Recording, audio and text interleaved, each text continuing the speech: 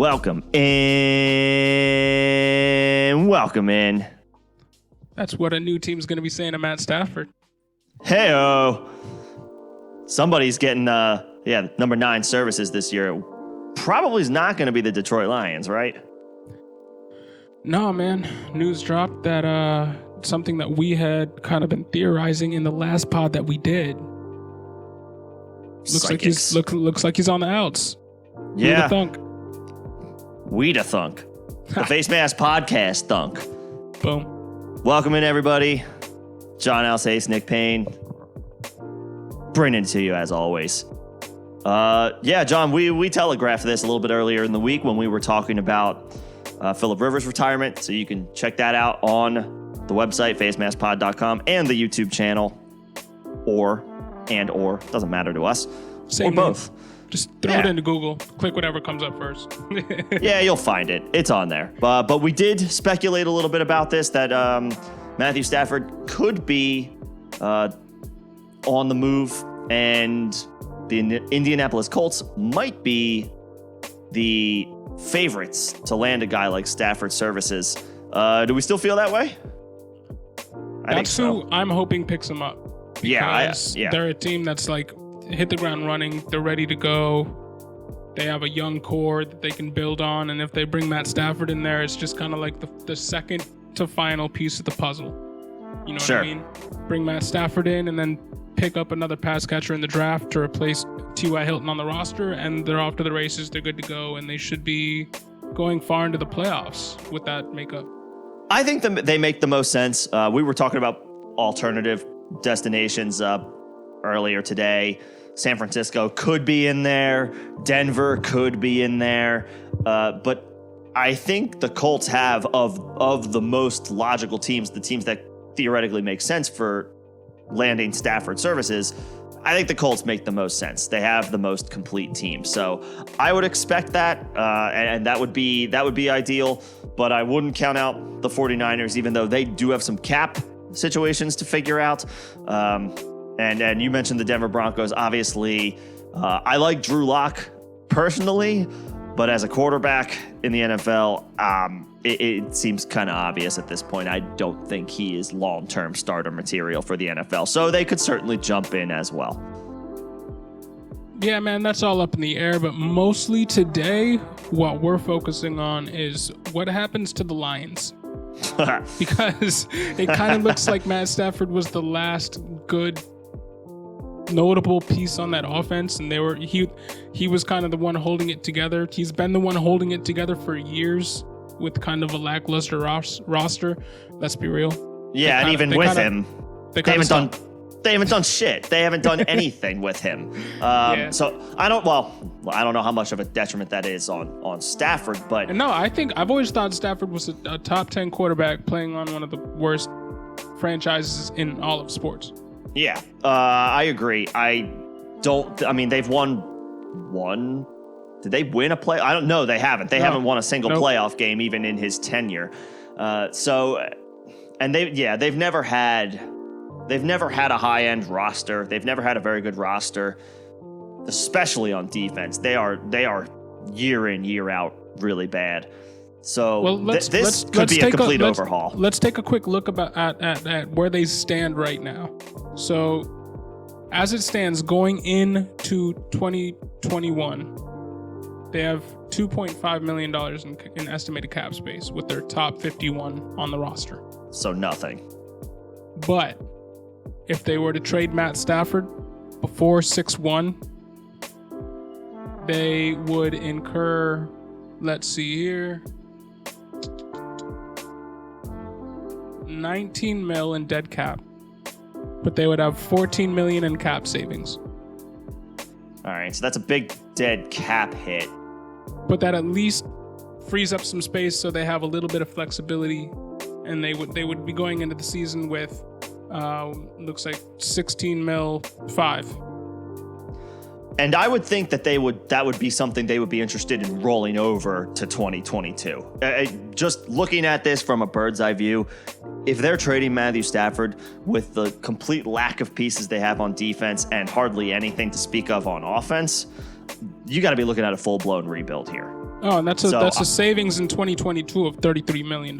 So that's that a to huge me, cap savings. And especially that's where the Lions' interests are. If they were to roll into this season and presumably next season with a young rookie who's cost effective and doesn't cost anything against their cap figure, right, for the first 3 years of his career, then they might be looking pretty good in 2022. But as it stands right now, they're looking pretty horrible because they don't even have any weapons on their squad.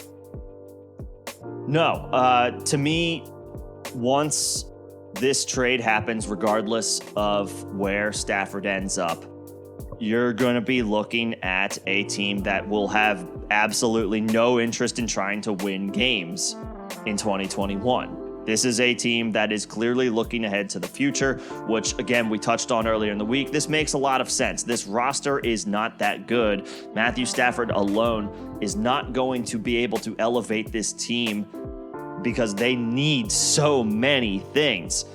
So I don't think that a priority free agent is going to Detroit in 2021. I think that's something that they look to try to accomplish in 2022, accumulating not just cap relief, but assets in the form of a Matthew Stafford trade. Yeah, I mean, and it's really interesting it's going to be really interesting to see which way they go in the draft. They could be drafting a guy like Zach Wilson out of BYU. They could go Trey Lance, North Dakota State. If they waited a little bit longer, Kyle Trask out of Florida.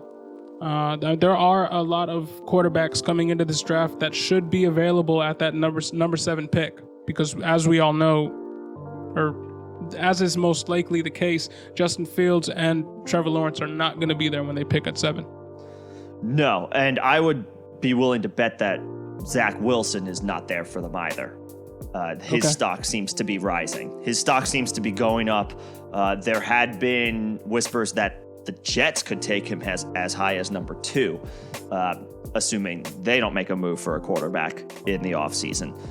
So regardless of who's picking in the top 5, Lawrence, we already know, is gone. He's going to Jacksonville. And I think Wilson and Fields are also gone before number 7, which to me, the name you already mentioned,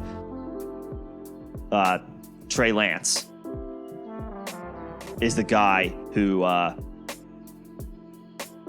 the Lions could conceivably end up with. Now, he only played 1 game in 2020. And again, this kid's coming from North Dakota State. So. Yeah, but this is a guy that they're kind of comparing to a Cam Newton type prospect. This is a guy with huge arms, 6'4", 227 pounds. And the guy apparently moves like a wide receiver. In the 2019 season, he had 1,150 rushes on the ground. So we haven't touched on this yet. They brought in Anthony Lynn as their offensive coordinator, and we all know that Anthony Lynn likes quarterbacks that can run. This is the guy that was trying to give the ball to Tyrod Taylor as the quarterback of his offense pretty much all through the beginning of 2019, or 2020 rather. And everyone was kind of like, dude, just roll with Herbert. Why are you trying to stick this retread who's a dual threat quarterback in? So if Anthony Lynn's a guy that, if a guy like Anthony Lynn likes quarterbacks who are more of the dual threat variety, this could definitely be the way that they go. I think the Anthony Lynn hire, as far as fantasy goes, is big news for DeAndre Swift, because yes, Anthony Lynn likes a guy who can run, but Anthony Lynn likes to just run the ball in general. That is his MO. That is what his offenses have historically done when he is in charge of calling the plays for the offense, whether it was as an offensive coordinator or as a head coach. Now he steps into Detroit. You have a young, second-year potential breakout candidate in DeAndre Swift.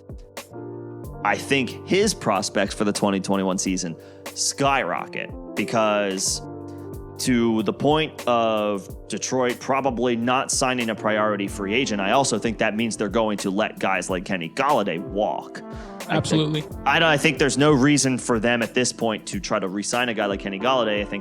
I think cap savings are much more Detroit's interest this year. I don't even think they'll have the money. If they're looking at a they won't have the money. $16.5 million in cap space, that's not going to be enough to sign Kenny Golladay right now, even coming off the season he just had. And even if it was, you're wasting the first year of that contract Kenny with Golladay wants a to rookie get the fuck quarterback. Kenny Golladay wants to get the fuck out of Detroit. Yeah, he just wants to leave. Should. Right. And he should. Right. If any veteran should be gone. Any veteran should get out of there. And the Lions should be interested in getting rid of literally anybody who's probably over the age of 26, 27 years old. Whether they do that or not is a different story. But I think this is big news for DeAndre Swift. I think he is in line for a massive workload this season. I'm thinking, John, along the same lines of what James Robinson had in Jacksonville this year. Again, when another team like Jacksonville that had pretty much no interest in competing in 2020, now look where they are. First pick in the draft. I think Detroit may run along the same lines. They shouldn't have Adrian Peterson. So they're gonna have to accumulate. They're gonna have to. They better divide his rushing touches into either Kerryon Johnson or DeAndre Swift. And give him all to Swift. Money would be on DeAndre Swift, right? You can't ever give at least count on 2/3. You can't ever count on Detroit to make the smart move. At least 2/3 of those of carries should go to Swift. Should at least should. But it looks like the number one receiver here is gonna be Jesse James. I'm kidding. Jesus, no. It's gonna be Hawkinson. It's gonna be Hawkinson. TJ Gronkinson. Exactly. I didn't coin that. I can't take credit for that. Their wide receivers right now, the wide receivers on the roster are Geronimo Allison, who stood out all of last season because he was on the COVID opt-out list at the beginning of the season. So he hasn't played for a year. And they have Quentin Cephas, who's a second-year player. Looked good, I guess, in places. Interesting he just looked player. Like a guy who could catch the ball and fall down, at least as a rookie. He was definitely interested in Dynasty. Targeted a lot. He was targeted a lot early in the season, and then they kind of went away from him just because he was not effective. I think early in the season he had like a 10-target game or a couple of them, and was just doing nothing with them. I still like his Dynasty prospects. Yeah, he's still 22, so he's super young. If you look at the guy in the same class as him, Van Jefferson, he's about to be 25. So Quentin Cephas definitely has the upside is there. The years to make an improvement, and he is the only wide receiver on this team signed through past 2022. Didn't they also trade for Mohamed Sanu? They did, but that's an expiring contract. So Mohamed Sanu is out. Marvin Jones is out. Danny Amendola is out. Kenny Golladay is out. Jamal Agnew is out. They have Tom Kennedy, Victor Bolden, Geronimo Allison, and Quintez Cephas as their wide receiver group going into 2021, and that's crazy. That's crazy how bad it is. I don't think I've ever seen a wide receiver core as bad as that.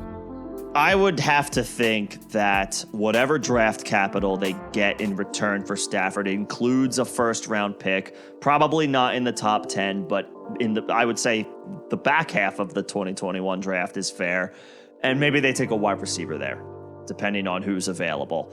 That would make sense. Regardless, though, this is a full-blown rebuild. The Detroit Lions are bad. This is a bad roster. I wouldn't be surprised if they were gunning to be the worst team in football, a la the Jets this year, a la the Jaguars this year, and get that number 1 overall pick in 2022.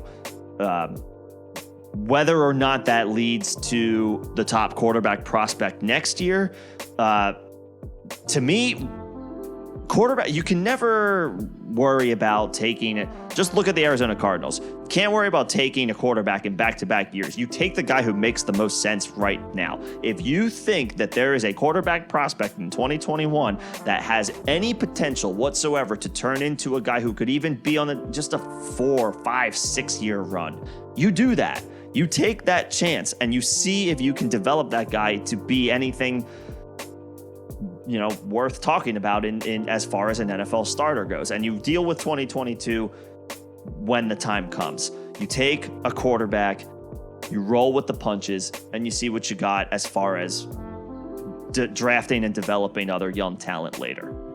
And I'm not one to give Anthony Lynn credit, but I got to give him credit for once he came around to the idea of or was forced into the idea of having to play Herbert, he did a pretty damn good job of developing him. Yeah. He was the QB7 despite missing the first game. Yeah, and we've said this before, with probably the worst offensive line in football. Right. He broke rookie quarterbacking records all over the place, not just for his organization. So yeah, So maybe he's got some developmental traits that maybe that are in his favor. Yeah. Maybe I could see a way to them actually having some success with the rookie as opposed to Anthony Lynn just going there and running them into the ground.